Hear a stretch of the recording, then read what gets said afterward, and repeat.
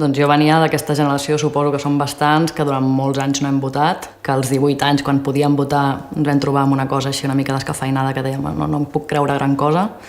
I hòstia, que a mi, doncs això, als 30 anys, vegés per primer cop una cosa que m'il·lusionava a nivell polític, institucional també, clar, em va fer trempar molt. Sortíem a enganxar cartells per les nits, era gairebé com si ens anéssim de juerga, i recordo estar penjant o enganxant cartells i la gent ens aplaudia. La gent pel carrer et felicitava, et deia vinga, vamos, vinga, sí, nosaltres podem, no sé què.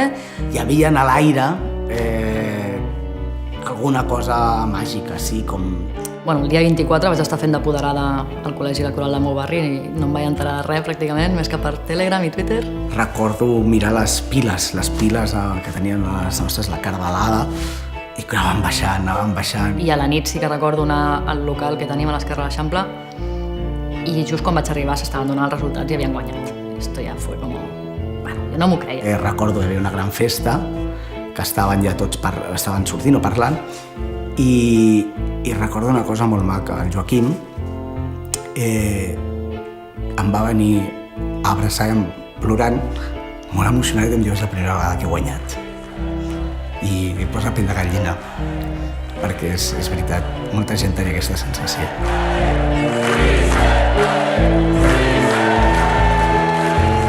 Aquesta presidència proclama Ada Colau com a alcaldessa electa de Barcelona.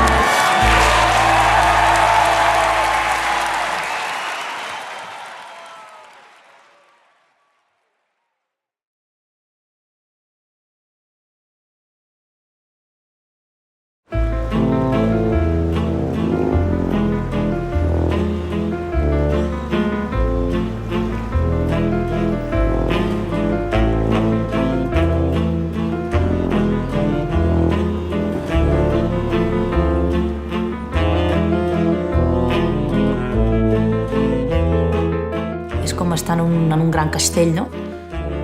És arcaic. Una mica la sensació de que estàs en un lloc, no? Que no és d'eixe món. És que l'espai et condiciona molt i allà et sents una mica encorsetada. O sigui, és un espai tan immens que no és acollidor ni proper.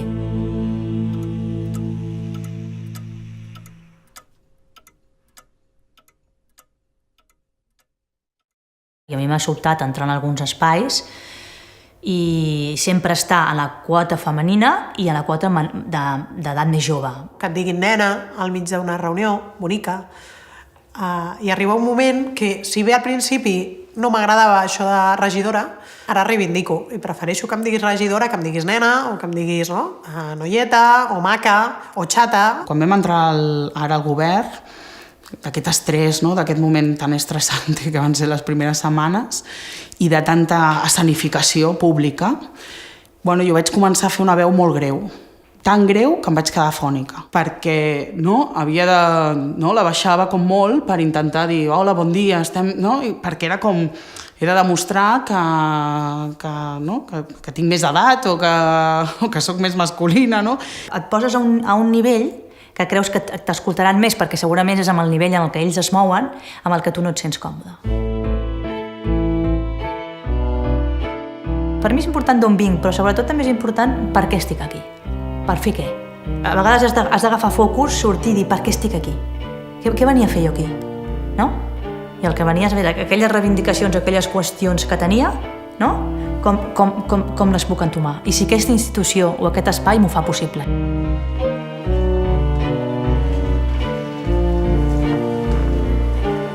Hola, molt bon dia des de la sala del plenari Carles Pi Sunyer de l'Ajuntament de Barcelona. Saludem en directe, ara que són les 10 en punt del matí, els espectadors de BTV. En aquests 2 anys s'ha fet un gir, posant sobre la taula temes que no hi eren, amb relat i amb mesures. El tema de la contaminació no hi era un tema que absolutament desaparegut. El tema de regular el turisme, no? Obrim un debat de quin turisme volem, cap on anem, com impacten els veïns, la gentrificació, no? Tots aquests debats no hi eren. Quan vam arribar aquí fa un any i mig, ningú reconeixia la realitat del turisme. Avui comencem a saber quina és la realitat, la tenim i per tant la podem afrontar. Passem a la Comissió d'Ecologia, Urbanisme i Mobilitat. Té la paraula la tinent d'alcaldia Janet Sans. Ho hem repetit moltes vegades. La ciutat té un problema de contaminació evident i, per tant, això només ho podem resoldre si incentivem, si promocionem millor el transport públic. Una mica la nostra funció és com anar movent el timó, no?, de la direcció.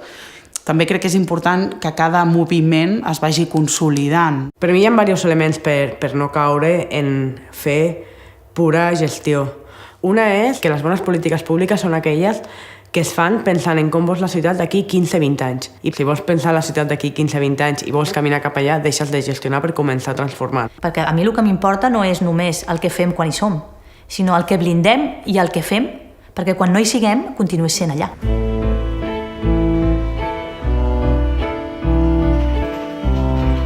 Sí, nosaltres vam dir en el seu dia que faríem, que diguem, seguir tots els tràmits que estableix el procediment. Jo crec que nosaltres tenim un compromís per fer tot el possible per acabar amb les forats negres dels drets humans. No podem permetre'ns que hi hagi ni una sola mort més en aquest centre d'internament d'estrangers, n'hi ha hagut 3. La roda de premsa ha de durar com a màxim 30 minuts entre les dues intervencions. Dues informacions. Una, que avui matí no, hem dictat el de precinte, que ja s'ha enviat, i dos, expressar la voluntat de l'Ajuntament per portar el CIE als tribunals. Aprendre els tempos i els codis de la política institucional no ha sigut gens fàcil. Avui, aquest matí, hem ordenat el precinte del centre d'internament d'estrangers de Zona Franca. Hem donat un termini de 2 mesos perquè es pugui fer efectiu. Això sabeu quan es pot allargar? Teniu previsions del que poden trigar a pronunciar-se? Contenciós administratiu ordinari que pot trigar un any i mig en dictar-se la primera sentència. I des de que tu prens una decisió fins que aquesta decisió es materialitza, la digestió interna de la pròpia maquinària que ha de fer és molt llarga, no? Tu entres pensant que podries fer determinades coses, segueixes pensant que es podran fer, però pensaves que les podries fer amb més rapidesa. I això des de fora, de la institució, no sempre s'entén.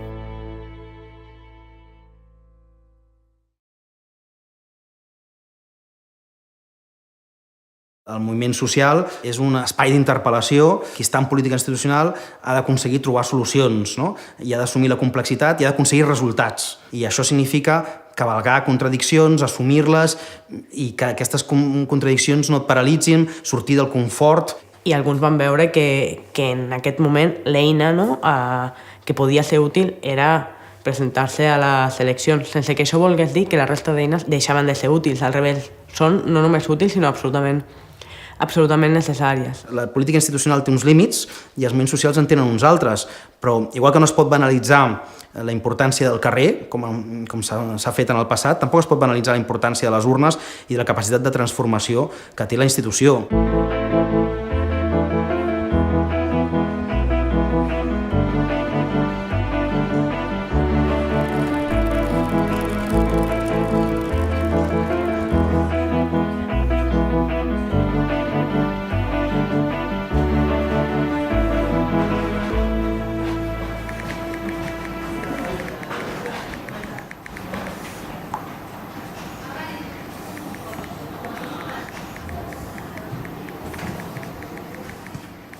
És poc usual, és cert, és poc usual que un regidor faci tuits dient que hi ha desnonaments, però en la mesura en la que hem creat un servei per aturar els desnonaments, que abans no existia, que Ciutat Vella en els últims 2 mesos ha aturat, crec que més de 200 desnonaments, i que tot i així hi ha moments que per molts recursos que poses com a administració, la legislació és tan injusta que igualment hi ha gent que ha de marxar al carrer, doncs hem de fer servir totes les eines que tenim al nostre abast.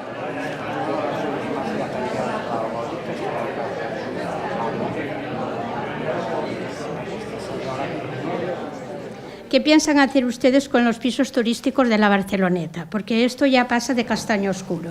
Estas personas no van a alquilar nunca los pisos a personas normales que puedan pagar un alquiler. Sobre actuaciones que se están haciendo para controlar los pisos vacíos, porque, por ejemplo, en mi comunidad se han vendido varios pisos a grupos de inversores. ¿Cómo es que no ponen un poco de orden a esta gente que sí que se está enriqueciendo?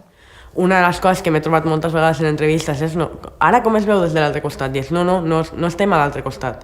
O sigui, estem defensant també l'interès general, defensant el bé de la ciutat, amb una foto molt més complexa, amb molta més responsabilitat. Yo creo que se está trabajando mucho por el cierre de los apartamentos turísticos, no solo con las inspecciones, sino también con las multas que hemos puesto a plataformas como Airbnb de 600.000 euros o el trabajo que estamos haciendo con la Generalitat. O sea, yo creo que estamos haciendo todo lo posible. Esto no quita que efectivamente tenemos un problema grave de apartamentos turísticos ilegales en el distrito y de hecho la Barceloneta hace mucho que lo alerta.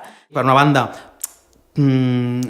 sents que tens poder de canviar les coses, però per l'altra veus que aquest poder és limitat. Diguem-ne que hi ha hagut molta insistència mediàtica, no?, de confrontar el govern de la ciutat amb els poders econòmics. Al revés, per mi ha sigut, i ho dic molt en sèrio, no ha sigut un aprenentatge i un descobriment en positiu el veure que hi ha molts actors econòmics amb els que la institució, l'Ajuntament, ha de col·laborar justament perquè són actors econòmics que saben que és necessari que la ciutat estigui sana i que la ciutat li vagi bé i això vol dir que als seus veïns li vagi bé. En canvi, et trobes amb alguns actors econòmics que jo crec que són directament enemics de la ciutat. Continuem estirant el fil d'un tema, dèiem, preocupant i, a més també, polèmic a la vegada.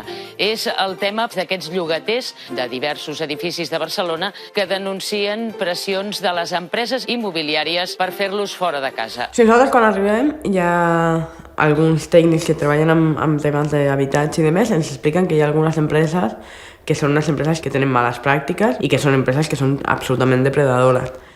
En aquest edifici, alguns han començat a rebre les cartes que els avisen que no els renovaran el contracte. Cap ha tingut l'opció ni de lloguer ni de compra. L'edifici l'ha comprat una empresa que es dedica a reformar i vendre pisos de l'estànding o lloguer a turistes. És una mica la imatge de què és el que pot arribar a emparar la llei si no canvia aviat i del descaro i l'arrogància més absoluta d'aquells que no tenen cap tipus de mirament per la vida humana, directament. Insisteixo en la necessitat d'un canvi de legislació per protegir els llogaters. Jo crec que també la nostra funció, i és allò que estem fent com a administració pública, és estar al costat dels veïns, no?, per garantir el seu dret a l'habitatge.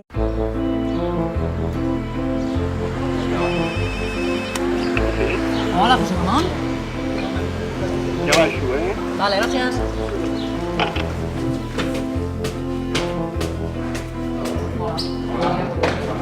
No, res, vindran, netejaran, estem esperant. Si no han vingut 60 en 3 mesos, no ha vingut ningú. Un és el que em va dir que la finca estava en venda, que si no s'havien informat.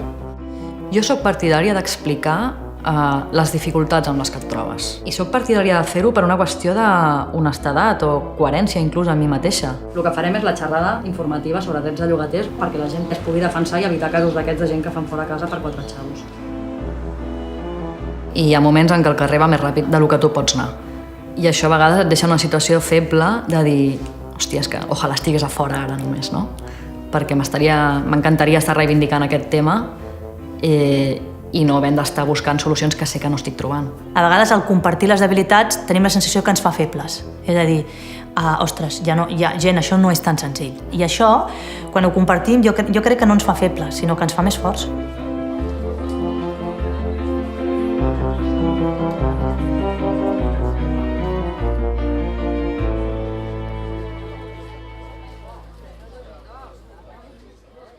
És difícil aquest tema. Jo crec que amb la xerrada dels llogaters, dels drets de llogaters, podrem donar una miqueta d'empenta també des de la institució a aquest assumpte. Ja ho veurem. Però em preocupa molt que precisament el govern municipal, que més coses i més sensibilitat té per això, se li està desbordant perquè no té les prou eines. I la Generalitat té una competència que pot limitar els preus dels lloguers si vol. O sigui, això s'ha d'assenyalar, no sé, perquè no surt cada 2x3 a tot arreu. I es dona una paradoxa, que és que un dels governs més favorables als moviments, més partidaris i que donen més joc als moviments i que més escolten, ha d'assumir que al mateix temps segurament és un dels més criticats, precisament per aquesta veu que dona. A l'activista, i ho vivim tots a pròpia carn, tenim els nostres moviments, els nostres companys, els nostres principis, i al mateix temps tenim les limitacions institucionals i, per tant, entre la radicalitat propositiva i el pragmatisme executor, com ens sentim, perquè a vegades ens fem molt incòmodes.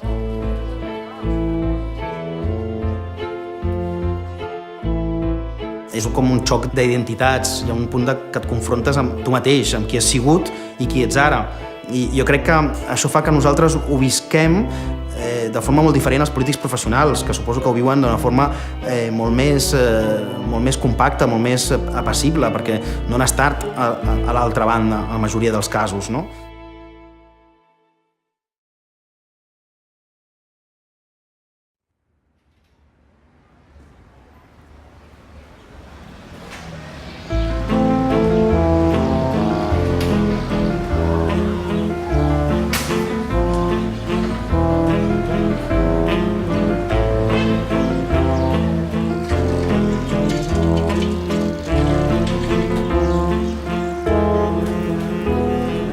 Sobre la rendició de comptes, ara fa 2 anys que estem governant i aleshores una mica és explicar, és una obligació nostra, un compromís nostre electoral en si mateix, que era el d'anar dient com va el canvi, quins avançaments s'han fet i quines dificultats també hem trobat. Els barris s'estructuren, jo crec, la massa principal d'activistes de Barcelona en comú, és a dir, que ha sigut una peça clau per les campanyes electorals, és una peça clau per fer els programes electorals de barri. Bàsicament perquè venim de els barris són el primer, o sigui, el territori és el més important. La gent el que vol és ser escoltada i que li digues la veritat. Sí. Prefereix que li diguis les coses tal com són i sobretot també compartir les complexitats, no? Sí que la gent percep que fem les coses, jo crec, que es fan diferent i que hi ha un relat o una manera d'explicar-les diferent. Per mi és molt important, o sigui, molt essencial estar fent de consellera del barri que conec més, que és on vaig néixer, si no potser seria diferent.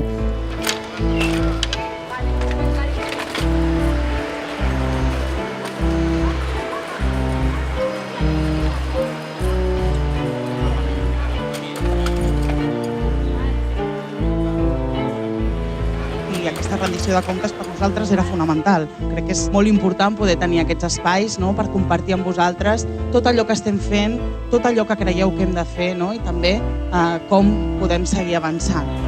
Jo intentaré centrar-me una miqueta en el que duiem el programa específicament a Sant Antoni. Perquè en el dia a dia, per molt que nosaltres com a consellers estiguem molt en contacte amb la ciutadania, no expliques tot el teu programa. Jo crec que a vegades ens falta la visió de totes les petites coses que es fan, que segurament són moltes més que les grans. Llavors és això, és recollir demandes per part de la gent que dius tentacles o orelles al barri i pujar-les cap amunt i exercir la teva força política en aquest sentit. Nosaltres vam apostar pel municipalisme justament perquè era l'administració que era més propera a la ciutadania, no? I perquè com una aposta també de que el canvi es podia donar a partir de la ciutat.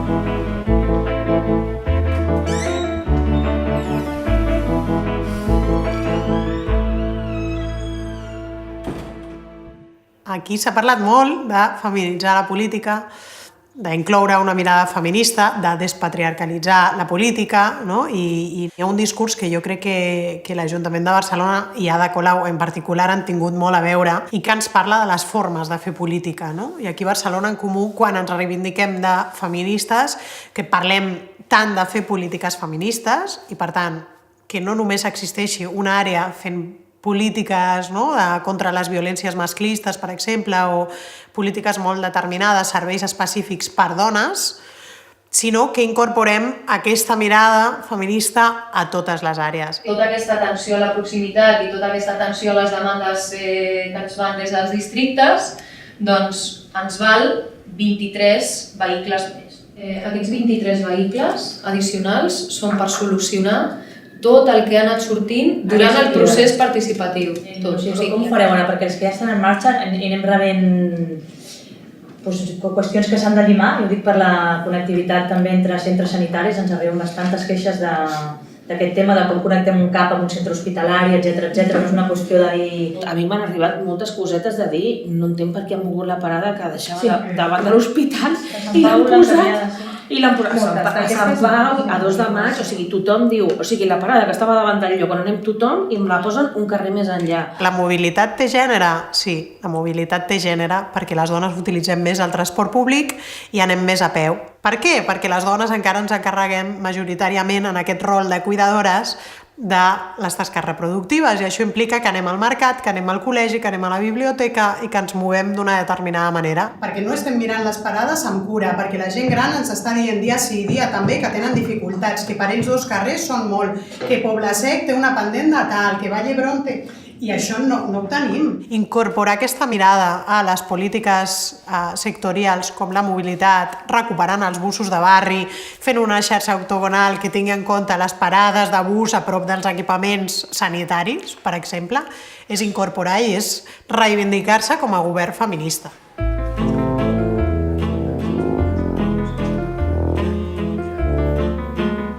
Tu gestiones per millorar coses, per transformar i per la gent, no? Llavors, aquesta distància tan gran física entre la gent i tu, a vegades crec que està com feta expressament, no? També per dir, bueno, aïllem-nos, no? De les pressions exteriors, tinguem el cap fred i a partir d'aquí gestionem, no? Quan hauria de ser el contrari. Vinculem-nos a l'espai exterior, rebem feedbacks contínuament i, evidentment, després veiem com ho anem gestionant, no? Perquè si no et podries passar tot el dia atrapat en aquell supercastell sense veure, no?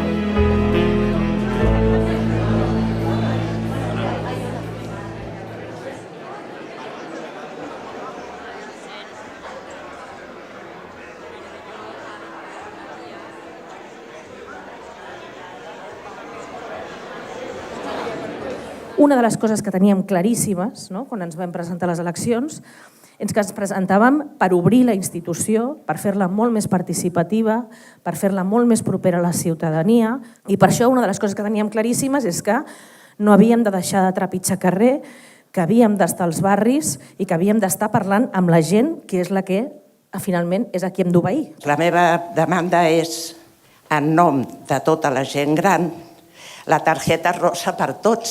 Sisplau, el 66, que també el voleu treure, que és un autobús que deixa més o menys a prop de l'Hospital Clínic, de l'Hospital Sagrat Cor, tant de baixada com de pujada. Home, repenseu-vos una mica. Els joves, com pots veure, ja no hi som en aquest barri. No hi podem viure ni per lloguers, ni pels preus dels comerços, ni per la proposta d'oci que se'ns deixa fer aquí. Quan un governa no es pot permetre el luxe de no ser empàtic. Ha de ser empàtic, entendre a on està l'altre, posar-se a la pell de l'altre. I tot això no està renyit amb l'eficiència o un bon govern, al contrari. O sigui, per mi un govern feminista és un govern que té una mirada diferent de la mirada que tenen molts governs a dia d'avui, no?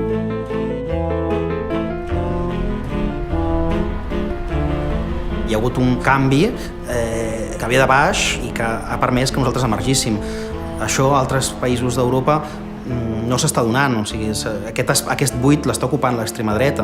Clar, jo el que diria és organitza't en els barris, organitza't en el lloc de treball, organitza't a la universitat, crea contrapoder ciutadà i si aconsegueixes arribar a les institucions, fes tot el possible per alimentar aquest contrapoder, perquè no baixin la guàrdia. Nosaltres no serem capaços de fer absolutament cap canvi, cap, si no hi ha una ciutadania mobilitzada, és que això és evident. Jo crec que és la gran lliçó que hem après del passat, no? O sigui, que nosaltres volem estar en tensió, volem que els moviments ens segueixin interpel·lant i necessitem que ens acompanyin perquè si no els nostres canvis no es transformaran en canvis radicals de fons.